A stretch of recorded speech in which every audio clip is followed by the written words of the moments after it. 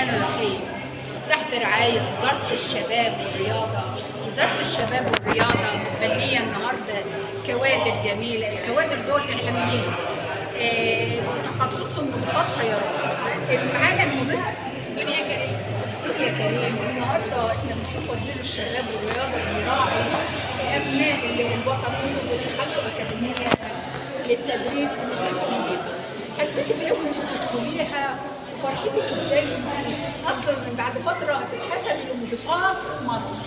الحقيقه حاجه واقعه مشرفه جدا لمصر، يعني المجال نفسه جميل جدا، لان انا شخصيا بحب الاختلاف والسفر والروتين، فحاجه زي دي اختلاف مجالاتها اصلا يعني حببنا فيها. احنا بنكتسب حاجات كتير جدا بالنسبه لللانجوج، اللغات بتاعتنا، بالنسبه للسويمنج، بالنسبه للاتيكيت، سيفتي بامب، كل حاجه فيها حلوه. لما قالوا لك ان انت هتقعدي فتره مش هتتجوزي وهتبقى حياتك مضيفه طيران بتضحي بحاجات كتيره عشان حاجه انت حباها. لا لا لا، ما همنيش ابدا كده. دي حاجه انا عايزه اوصل لها، ما همنيش بقى اوصل شويه. بالعكس انا شايفه ان اللي هو كل حاجه بتتعلم من غيرها. يعني انت كنت سعيده ان فتره من عمرك مثلا هتبقى منسيه وان انت بتحققي ذات دي حاجه في حد ذاتها كفيه فيها. انا متفائله بيها جدا وحباها جدا، وعندي استعداد ان انا افضل فيها سنه واثنين وثلاثه. ايه المشكله؟ المجال حباه. بتقولي ايه وانت في ناس كتيره بتبقى عايزه تنتمي للمجال ده ويقولوا امهات هم خاسره اولادها تقول لهم يا سماعه انا نفسي ابقى جدي، انا نفسي كلمه. لا لا طبعا مفيش حاجه اسمها كده ابدا، يعني حاولوا تفهموهم قد ايه المجال نفسه مشرف جدا.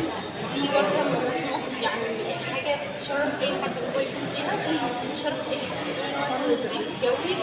يعني كل بلدان العالم بتشوفه، كل بلدان العالم عارفه قوم مصر، عارفه ان هو يرفع رايه بلده، عارفه ان هو قدها، شخصيته قويه، قادر ان هو يتكلم يكون لغه مش لغته، قادر ان هو يكون شخصيه كامله. من كلامك انت لفت نظري بتعلق على الكتاب بتاعكم مثلا انت مصريه بتعلم علم مصر، سودانيه بتعلم علم بلادها، ولا كلكم الستايل عشان محدش يعرف انت من بلد ايه؟ لا ابدا، بس هو الستايل بتاعنا تمام في اللبس، مفيش اختلاف يعني عن حاجه، بس الاختلاف طبعا بيكون باين من الصوت ولا؟ اكيد طبعا اللانجوج بتبقى باينه جدا.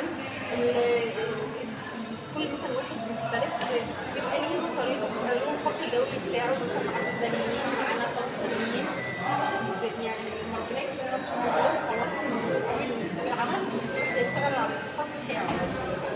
تدعي تقولي ايه وانت سوق عملي هيبقى متاح انت هتسافري بلاد جميله، بلاد ما تخيلتيش اصلا ان انت في يوم من الايام هتروحي؟ حاسه بايه وفرحتي ازاي؟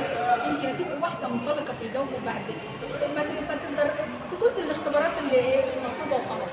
فرحانه جدا، يعني حاجه زي دي ما فكرتش ابدا اصلا ان انا اللي هو خلاص ما اكتفيتش بشيء معين، ممكن ملهاش عديت، وما عنديش مشكله افضل سنه واثنين وثلاثه ما دام حاجه انا عايزاها فلسه لي اخر لحظه. فبجد حاجه زي دي انا لما عرفت ان انا خلاص اتقبلت فيها ومن كل الوقت مناسبين جدا، لقيت مني اصلا اجباري ان انا امشي فيها.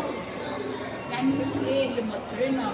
نقول ايه لوزير الشباب والرياضه اللي احنا بنشوفها حاجات كل يوم بتتجدد اختلافات جميله. احنا قعدنا شفنا البنت المصريه في كل حاجه، حتى الميك اب ارتست قعدوا بيعملوا مؤتمرات ومهرجانات وحسسوا الناس ان البيئه بتاعتها جميله. يعني ايه كوافير؟ حسسوها فعلا ان هي حاجه بذاتها لها نشاطها فانتوا مجال مضيفات، يعني حد بتمثلوا حاجه مشرفه مش في مصر بس ده هو يعني المجال نفسه محبوب كده، وبعدين لما خلاص دلوقتي صرنا اختلاف في كل المجالات، يعني ما بقاش لها حد من اول سميرة موسى لغايه كل الشخصيات اللي حاطه دول دلوقتي. سميرة موسى علمت الكل، علمت الكل ان هي البنت او الفتاه لها كلمه تقدر تنطقها ونقول لها النهارده يا الله يرحمك انت دايما ذكرى خالده للمصريين. تقولي ايه لدولتنا كده النهارده وانت واجهه من وجهه مصر؟ احنا مصر عن كل حاجه وعن كل حاجه حلوه احنا فيها بجد، يعني الفتره اللي احنا حاسين بيها كبيره، المجال نفسه يعني نسينا كل حاجه وفرحانين بالطريق. يا رب فرحتكم تكمل كده وانتوا بتتخرجوا وانتوا بتسافروا بقى عشان تبقى ثمرة النجاح فعلا خلاص اكتملت واخدتوها وتحيا مصر من برنامج صوت الحياه. كان معكم الاعلاميه سهير يوسف الدنيا كانت ودنيا كريم. سعدت بكم من خلال البرنامج.